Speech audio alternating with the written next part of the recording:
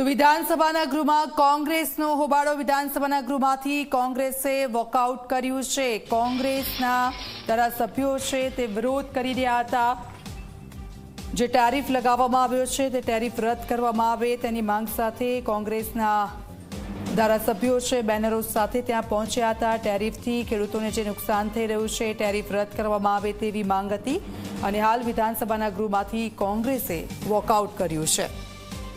તો વિધાનસભામાં કોંગ્રેસનો સતત વિરોધ, કોંગ્રેસના ધારાસભ્યો બેનરો સાથે ત્યાં પહોંચ્યા હતા।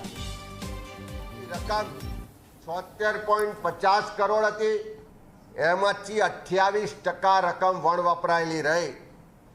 અલ્પસંખ્યક વિકાસ નિગમ એટલે કે લઘુમતી સમાજના લોકોને મદદ કરવા માટેનું આ નિગમ, એમાં 24-25ના વર્ષમાં ફક્ત 22.80 કરોડ રકમ ફળવાઈ અને એમાંથી 40% રકમ વણ વપરાયેલી રહી। પછાત વર્ગ વિકાસ નિગમ, એમાં 41 કરોડ ફાળવવામાં આવ્યા હતા, એમાંથી 35% રકમ વણ વપરાયેલી રહી।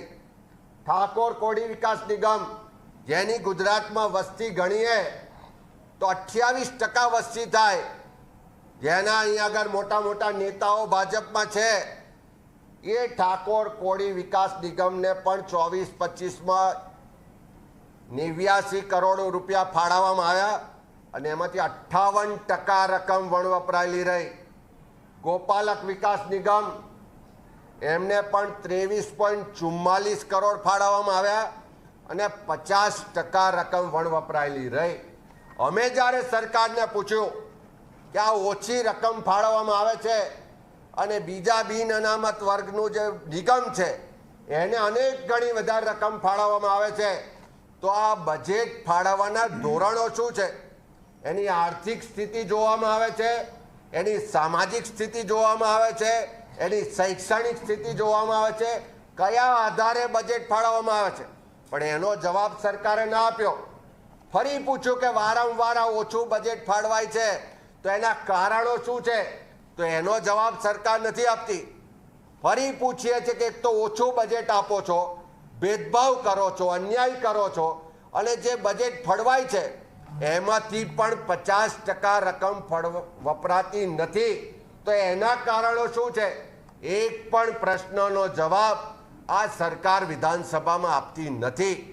આ સરકારનો ચહેરો ખુલ્લો પડી ગયો છે કે SC, ST, OBC માઇનોરિટી વિરુદ્ધની એમની માનસિકતા છતી થાય છે અને એના માટે જ્યારે કોંગ્રેસ પાર્ટી અવાજ ઉઠાવે, આ સમાજને ભેદભાવ, અન્યાય અને એના ન્યાય માટેની વાત કરે તો એનો જવાબ આપવામાં નથી આવતો, કોંગ્રેસના સભ્યોની વાત સાંભળવામાં નથી આવતી અને ઉડાવ જવાબો આપવામાં આવે છે। એની વિરુદ્ધમાં આજે અમે વોકઆઉટ કર્યો છે। ફરી સરકારને કહીએ છીએ કે આ ભેદભાવને અન્યાય બંધ કરો અને ગુજરાતમાં જે લોકોના પ્રતિનિધિઓ ચૂંટાઈને અહીંયા આવ્યા છે એ ભારતીય જનતા પાર્ટીના બધા જ નેતાઓ, મુખ્યમંત્રીથી લઈને ધારાસભ્યો, જેના વિસ્તારમાં બહુમતી વસ્તી SC, ST, OBC માઇનોરિટી સમાજની છે, શરમ તો ત્યારે આવે કે એક પણ ભાજપનો ધારાસભ્ય આ સમાજના હક અધિકારની વાત માટે બોલવા ઊભો ના થયો। એક પણ ભાજપનો નેતા, ધારાસભ્ય આ સમાજને ભેદભાવ થાય છે, અન્યાય થાય છે એ વાત કહેવા ઊભો ના થયો। એવી તો કેવી મજબૂરી છે કે તમે જવાબ પણ નથી આપતા અને એવી તો કેવી ભાજપના ધારાસભ્યોની મજબૂરી છે કે પોતાના વિસ્તારના લોકો માટે, પોતાના સમાજ માટે પણ એક શબ્દ બોલવા તૈયાર નથી। ત્યારે શરમ આવી જોઈએ આ સરકારને કે અન્યાય કરે છે, ભેદભાવ કરે છે, આ સમાજની વાત પણ વિધાનસભામાં સાંભળતી નથી। Thank you.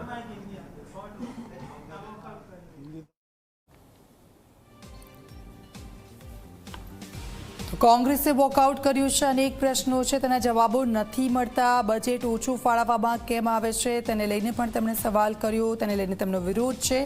સાથે સાથે જે ગ્રાન્ટ ફાળવવામાં આવે છે તે અમુક જગ્યા પર ઓછી ગ્રાન્ટ આપવામાં આવે છે તેવો પણ તેમનો એક સવાલ હતો।